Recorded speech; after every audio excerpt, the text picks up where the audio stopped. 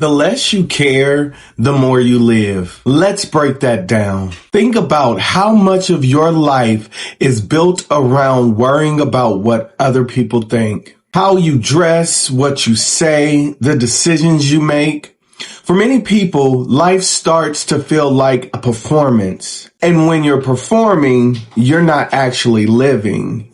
You're trapped in other people's expectations. Here's the shift. The less you care about outside approval, the more space you create to live on your own terms. That doesn't mean being reckless or cold. It means choosing freedom over fear. Picture this for a second. You want to post your thoughts online, but you stop because you're worried about what people will say. The moment you decide their opinion doesn't matter more than your truth, you get your voice back. That's living. Or maybe it's deciding not to chase a career path just because your family expects it.